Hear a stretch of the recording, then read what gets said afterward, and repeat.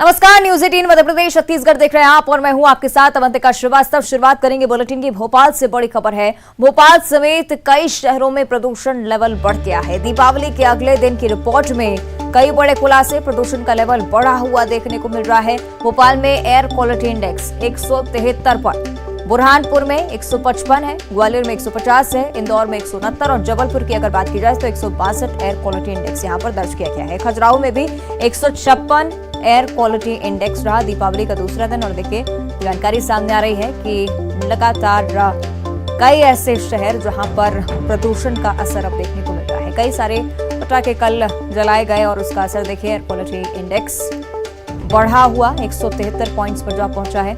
राजधानी भोपाल में सबसे ज्यादा खराब हालात हैं।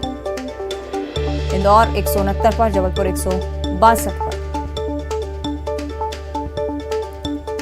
लगातार एयर क्वालिटी इंडेक्स बिगड़ता हुआ, इसलिए लगातार अपील की जाती है दीपावली के दिन कि कम से कम पटाखे जलाएं। लेकिन हर बार दीपावली के दूसरे दिन इसी तरह की स्थिति होती है, एयर क्वालिटी इंडेक्स और पॉइंट्स लगातार बढ़ते हुए।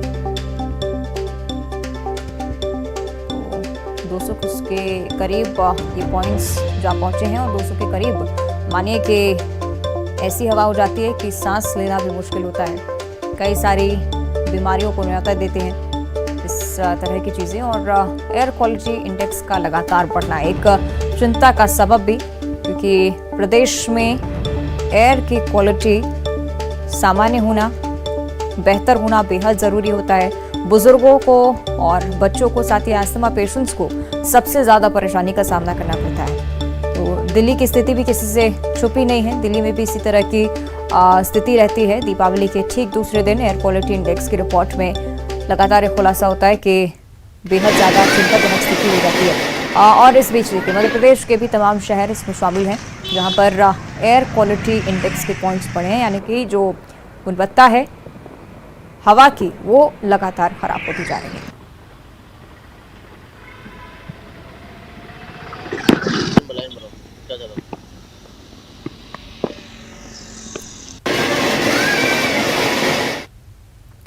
चलिए, और ज्यादा जानकारी इस पर हम लेंगे हमारे से कि अनुराग श्रीवास्तव भोपाल से हमारे साथ लाइव जुड़ रहे हैं। उनका हम रुख कर लेते हैं। अनुराग, क्या कुछ जानकारी, क्योंकि एयर क्वालिटी इंडेक्स को लेकर लगातार चिंताएं बढ़ती जा रही हैं और दीपावली से ठीक दूसरा दिन है।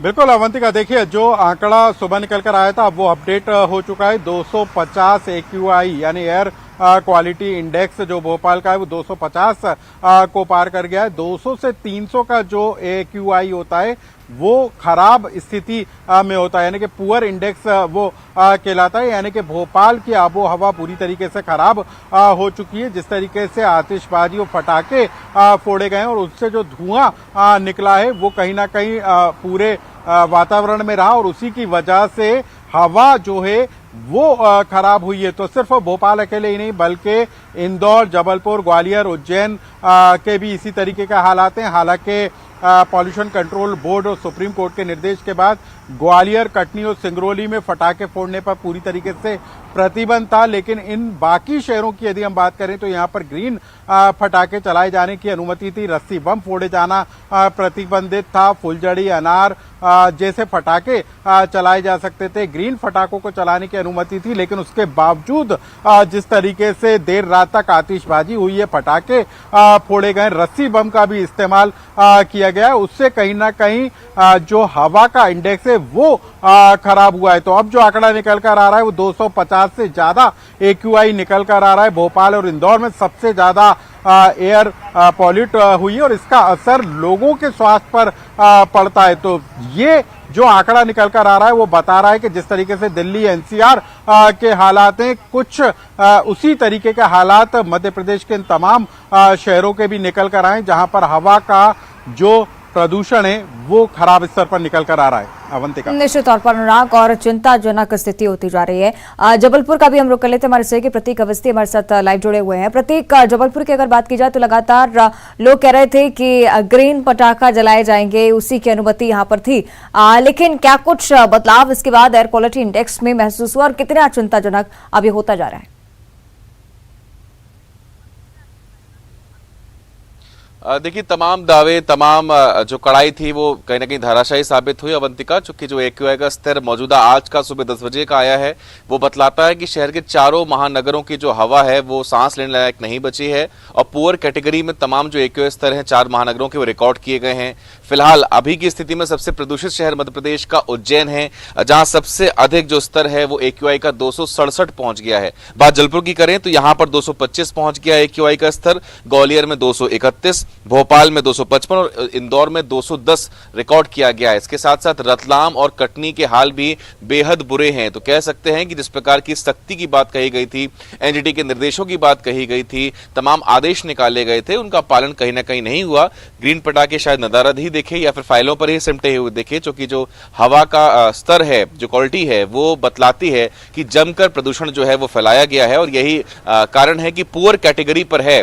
हम कह सकते हैं दिल्ली में अगर हम बात करते हैं दम घोटू हवा, तो लगभग उसी की दहलीज पर मध्य प्रदेश की आबो हवा भी आकर खड़ी हो गई है। कहीं ना कहीं जागरूकता का ये विषय है, जो कि तमाम सख्तियां तो हो जाएंगी, लेकिन जब तक आम जनता इस विषय को लेकर के जागरूक नहीं होगी अवंतिका, अमूमन हर साल ऐसे डरावने आंकड़े सामने आएंगे।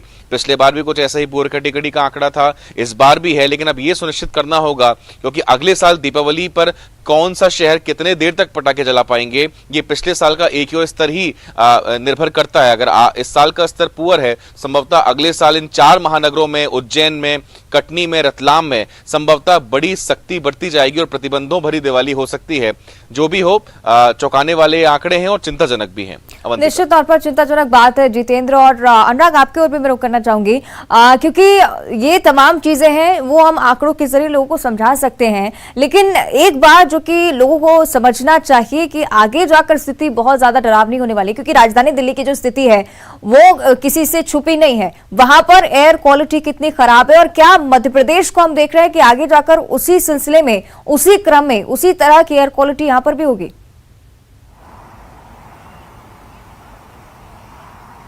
बिल्कुल अवंतिका, देखिए जिस तरीके का एयर क्वालिटी इंडेक्स निकल कर आया है उससे साफ तौर पर जाहिर है कि मध्य प्रदेश के कई बड़े शहरों में जो हवा जो है वो अब जहरीली होती हुई नजर आ रही है। देखिए मॉडरेट से ज्यादा 200 से 300 का जो एक्यूआई होता है वो पुअर कहलाता है और 300 के ऊपर यदि जाता है तो वो बेहद खराब होता है। तो बेहद खराब होने की स्थिति से पहले यदि कुछ कदम उठाए जाते हैं तो निश्चित तौर पर ये हवा के स्वास्थ्य में सुधार करने के लिए उठाया गया एक कदम होगा। लेकिन जिस तरीके से सड़कों के उखड़ने के कारण धूल उड़ती है, सर्द हवा और ठंड होने के कारण जो नमी वातावरण में रहती है उसके कारण जो धूल के कण हैं वो ऊपर वायुमंडल में नहीं जा पाते और इसी की वजह से प्रदूषण तेजी के साथ फैलता है। तो पटाखों के धुओं के कण के अलावा धूल के कण और गुबार जो सड़कों से निकल कर आता है वो लोगों के स्वास्थ्य पर विपरीत असर डालने वाला होता है। तो बिल्कुल चेतने की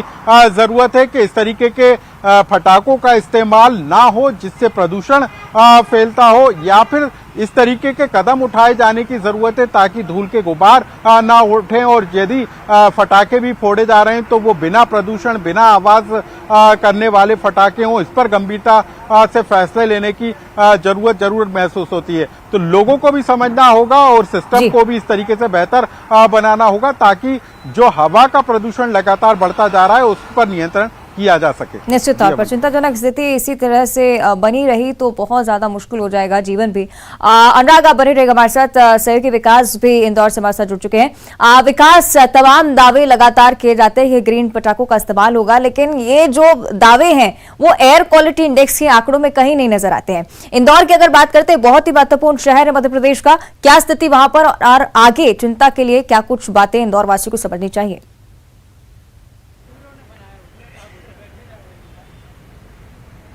वाकई में अगर वायु सूचकांक की बात की जाए तो बहुत बेहतर स्थिति में इंदौर नहीं है, ये माना जा सकता है। हालांकि 150 से अधिक जो वायु सूचकांक है वो बनाया हुआ है, जो कि अब यहाँ के लोगों के लिए चिंता का विषय है ही कि आखिर कैसे इस पर नियंत्रण करना है। अगर बात की जाए जिम्मेदारों की तो नगर निगम लगातार इस मुद्दे पर काम करता आ रहा है। जल के साथ और जमीन की सफाई के साथ अब वायु कैसे स्वच्छ हो इस पर काम बीते 2 वर्षों से चल रहा है, लेकिन बहुत अच्छी स्थिति में अब तक नगर निगम इंदौर शहर को लेकर नहीं आ पाया। हालांकि यहाँ पर कई ऐसी गाइडलाइन जारी की गई है कि आपको निर्माण कार्य करना है या अन्य कोई कार्य करना है तो आपको उसके लिए कई ऐसे निर्देश हैं जिनका पालन करना होता है, जिसकी वजह से वायु प्रदूषण ना हो सके। लेकिन दीपावली के खास मौके पर जरूर इस तरह आतिशबाजी के साथ साथ कई और ऐसी चीज़ें होती हैं जिसकी वजह से अचानक प्रदूषण का स्तर जो है वो बढ़ जाता है, जिसकी वजह से वायु सूचकांक पर अचानक बहुत खासा असर देखने को मिलता है। और आज अगर बात की जाए तो इंदौर की जो स्थिति है वाकई में चिंता की बनी हुई है। ये बिल्कुल स्पष्ट तौर पे इसे नहीं कहा जा सकता कि बहुत अच्छी स्थिति में इंदौर बना हुआ है, लेकिन अब बहुत आवश्यक हो जाता है कि जिम्मेदारों के साथ साथ शहरवासी भी बहुत अधिक जागरूक हों और कुछ ऐसे ठोस कदम उठाए जा सके जिसकी वजह से उनका जो त्यौहार है वो उसमें उसके सेलिब्रेशन में भी किसी प्रकार का विघ्न उत्पन्न ना हो, लेकिन वायु प्रदूषण ना हो, वायु सूचकांक ना बिगड़े, ताकि आगे आने वाले समय में शहरवासियों को, प्रदेशवासियों को किसी प्रकार की मुसीबत का सामना नहीं करना पड़े। हालांकि इंदौर बहुत बड़ा शहर है, यहाँ पर प्रदूषण का स्तर पहले से ही बहुत अधिक माना जाता है, बहुत सही स्थिति में शुरू से भी नहीं है, लेकिन खासकर दीपावली ऐसे त्योहार के समय पर ध्वनि प्रदूषण के साथ साथ वायु प्रदूषण बहुत ज़्यादा अधिक देखने को मिलता ही है। निश्चित तौर पर, और ठीक बात यही है कि अगर अभी से सावधानी बरती जाए तो आगे के लिए स्थिति सामान्य हो पाएगी। शुक्रिया आपका प्रतीक, और विकास आपका भी बहुत बहुत धन्यवाद। अनुराग आपका भी शुक्रिया इस जानकारी के लिए। आगे बढ़ते दमोह का भी अब रुख करेंगे। बड़ी खबर यहां से सामने आई है। 3 लोगों की हत्या से सनसनी फैली हुई है। माता पिता बेटे की हत्या हुई है, जबकि एक व्यक्ति की हालत गंभीर बताई जा रही है। जिला अस्पताल में उसे भर्ती कराया गया है। एसपी समेत भारी संख्या में पुलिस बल मौके पर मौजूद है। सागर नाका चौकी क्षेत्र के देवरान गांव का मामला, जो कि अब छावनी में तब्दील हो चुका है, क्योंकि तमाम जो पुलिस के बड़े अधिकारी हैं यहां पर पहुंचे हुए हैं। दमोह से ये चौंका देने वाला मामला, एक ही घर में दीपावली का दूसरा दिन और इस तरह से 3 लोगों की हत्या की वारदात को अंजाम दिया जाता है। एक व्यक्ति की हालत गंभीर, जिला अस्पताल में से भर्ती कराया गया है। आगे बढ़ते बात करेंगे इंदौर की। छोटी ग्वालटोली इलाके में हत्या के बाद जमकर हंगामा जारी है। छोटी ग्वालटोली थाना क्षेत्र में युवक की हत्या हुई। 2 पक्षों में पुरानी रंजिश को लेकर विवाद हुआ। 4 घायलों को इलाज के लिए एमवाय अस्पताल भेजा गया है। तो आपको बता दें कि एमवाय अस्पताल में भी दोनों पक्षों ने जमकर हंगामा किया है। अस्पताल में पिस्टल लहराने का भी आरोप परिजनों पर। तो देर रात भारी पुलिस बल तैनात करना पड़ा। मामले की जांच अब शुरू कर दी गई है।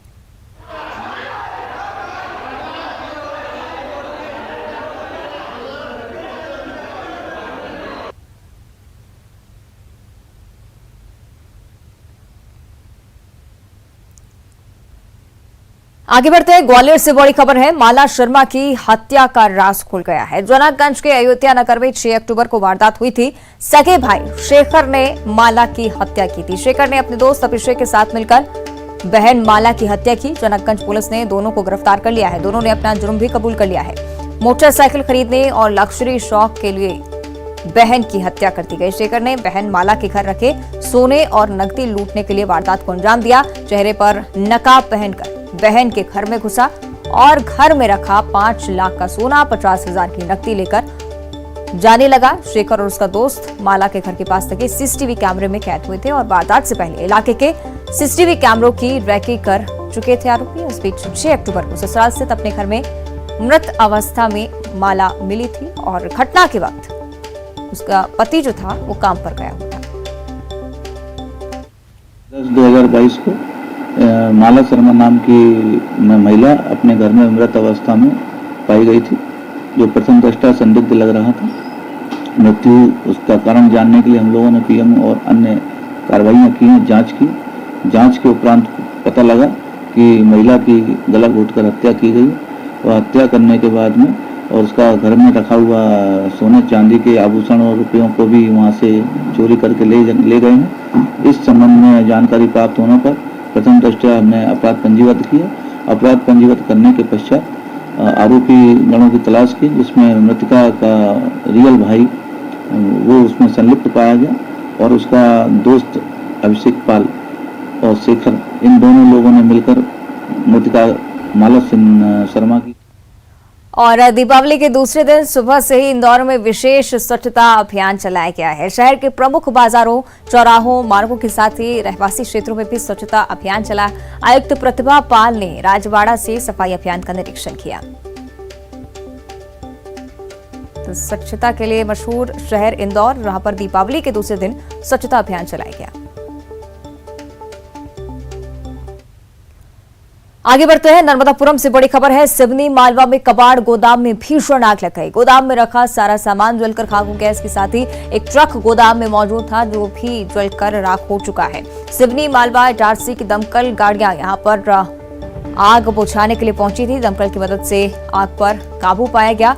आग लगने का कारण फिलहाल स्पष्ट नहीं है, लेकिन तस्वीरें देखिए, कितनी भयानक तस्वीरें सामने आई हैं। नर्मदापुरम से भीषण आग की लपटें तस्वीरों में कैद हुई हैं, जिन पर काबू पाना भी एक चुनौती भरा कार्य था। सिवनी मालवा और इटारसी से दमकल की टीमों को बुलाया गया, उसके बाद इस आग पर काबू पाया जा सका।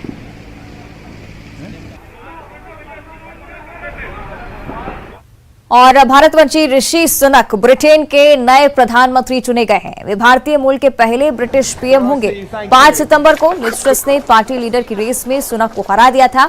करीब 50 दिन बाद अब वही सुनक कंजर्वेटिव पार्टी के संसदीय दल के नेता और प्रधानमंत्री बनने जा रहे हैं। ऋषि भारतीय सॉफ्टवेयर कंपनी इन्फोसिस के को फाउंडर नारायण मूर्ति के दामाद हैं। जब भारत समेत पूरी दुनिया दीपावली का त्योहार मना रही है, तो इस बीच प्रधानमंत्री नरेंद्र मोदी ने सुनक को बधाई दी है। पीएम ने ट्वीट किया, मैं वैश्विक मुद्दों पर मिलकर काम करने और रोड मैप 2023 को लागू करने के लिए आपके साथ वार्ता के लिए उत्सुक हूं। इससे पहले कंजर्वेटिव पार्टी का नेता बनने की दौड़ में पूर्व प्रधानमंत्री बोरिस जॉनसन ने अपना नाम वापस ले लिया था और इसके बाद से ही सुनक का नाम लगभग तय हो गया था। अंतिम समय में हाउस ऑफ कॉमन्स की नेता पेनी मॉर्डंट ने भी अपना नाम वापस ले लिया। इसके बाद सुनक के नाम पर अंतिम मोहर लगी। वे ब्रिटेन के पहले भारतीय मूल के और पहले गैर श्वेत प्रधानमंत्री बनेंगे।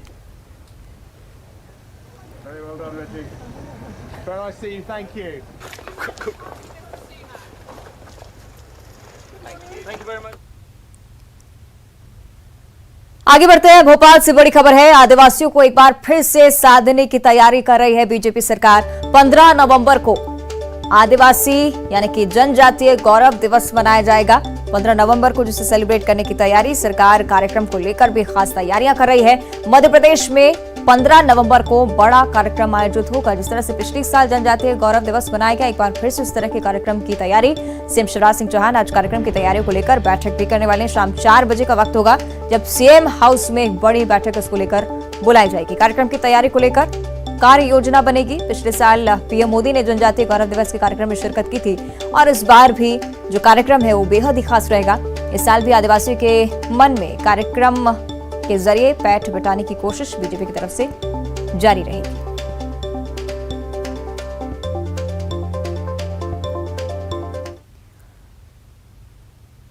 और अगली खबर भी भोपाल से ही। एमपी स्थापना दिवस को लेकर भी जोरदार तैयारियां चल रही हैं। तैयारियों को लेकर समीक्षा बैठक सीएम शिवराज करने वाले हैं। दोपहर 3 बजे सीएम हाउस में बैठक रखी गई है। 1 हफ्ते तक इस बार स्थापना दिवस मनाया जाएगा। 7 दिनों तक हर जिले में उत्सव होगा और उसको लेकर खास तैयारियां इस बार की जा रही हैं।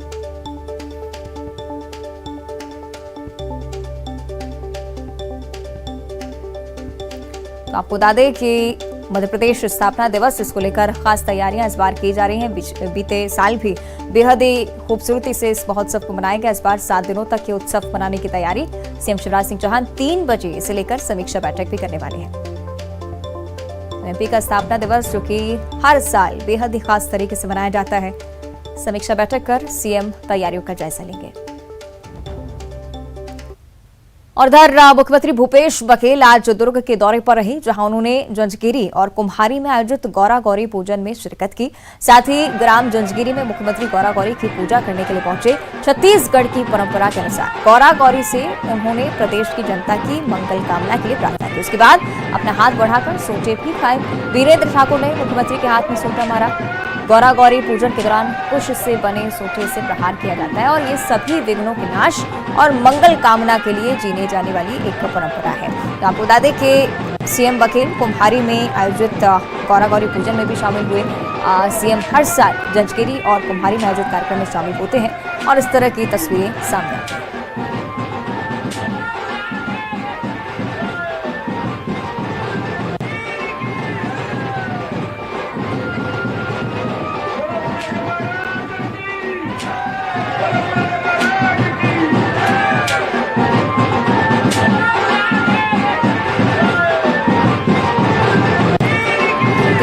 हैं आपकी टीवी स्क्रीन पर। मुख्यमंत्री भूपेश बघेल हर साल इस परंपरा को निभाते हैं और ये तस्वीरें सामने आती हैं किस तरह से प्रदेश की खुशहाली के लिए सीएम भूपेश बघेल इस तरह से दर्द को सहन करते हैं। हर बार इस परंपरा को निभाया जाता है और प्रदेश का मुखिया जब इस तरह से सोटे खाता है तो माना जाता है कि मंगल होता है, प्रदेश का खुशहाली आती है प्रदेश में, और इसलिए हर बार इस परंपरा को सीएम भूपेश बघेल भी निभाते हैं। सुख समृद्धि की कामना दुर्ग में भी ये कार्यक्रम हुआ। साथ ही जिस तरह से तमाम लोग यहाँ पर मौजूद थे, देखना चाहते थे अपने प्रदेश के मुखिया को किस तरह से दर्द सहन कर रहे हैं, प्रदेश की खुशहाली के लिए लगातार प्रयास कर रहे हैं।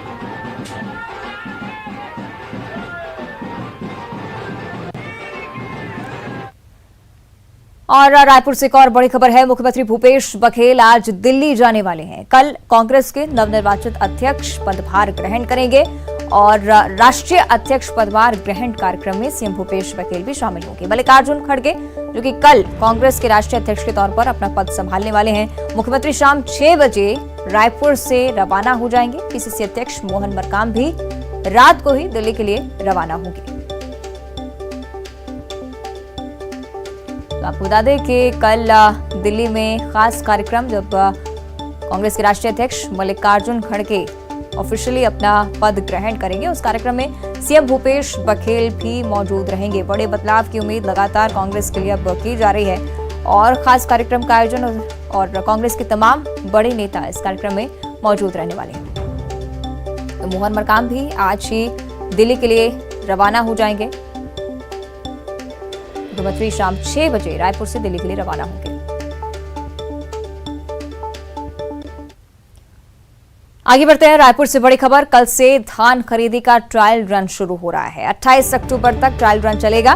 ट्रायल रन के दौरान खामियों को दूर किया जाएगा। छत्तीसगढ़ में 1 नवंबर से आपको बता दें धान खरीदी की शुरुआत हो रही है और अब तक 1,43,000 गठान बारदाने ही मिल पाए, जबकि 5,50,000 गठान बारदानों की जरूरत है। तो 110 लाख मीट्रिक टन धान खरीदी का लक्ष्य इस बार सरकार की तरफ से तय किया गया है और उसके लिए खास तैयारियां, ट्रायल रन जो कि शुरू हो रहा है और 28 अक्टूबर तक ये ट्रायल रन चलेगा। जो भी खामियां होंगी उसे वास्तविक धान खरीदी की प्रक्रिया से पहले ही दूर कर दिया जाएगा। तो कल से धान खरीदी का ट्रायल रन होगा, 28 अक्टूबर तक ट्रायल रन चलेगा। उसके बाद 1 तारीख होगी 1 नवंबर और धान खरीदी की शुरुआत प्रदेश में 1 नवंबर से होगी।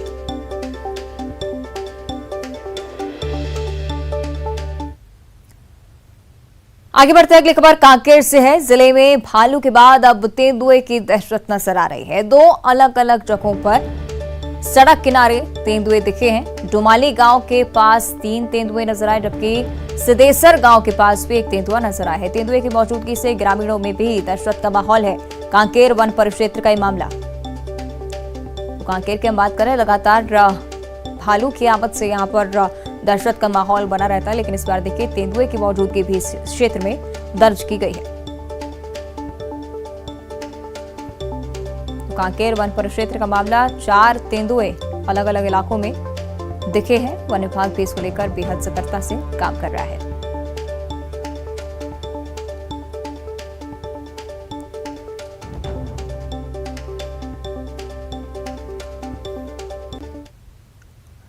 आगे बढ़ते बात करेंगे मुंगेली की। लोरमी के जंगल में हाथियों ने डेरा डाल रखा है। खोड़िया वन क्षेत्र में 7 हाथियों के झुंड की मौजूदगी दर्ज की जा रही है। डोंगरीगढ़, बिजरा कछार, भूत कछार इलाके में हाथी घूम रहे हैं और रहवासी इलाकों के पास हाथी घूम रहे हैं।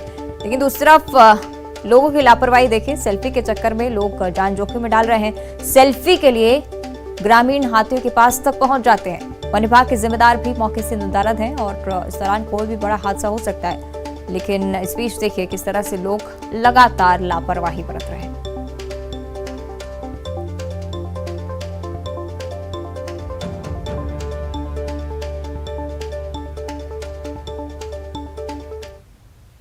और बुलेटिन में फिलहाल इतना ही और चलते चलते आपको दिखाते हैं एक वायरल वीडियो।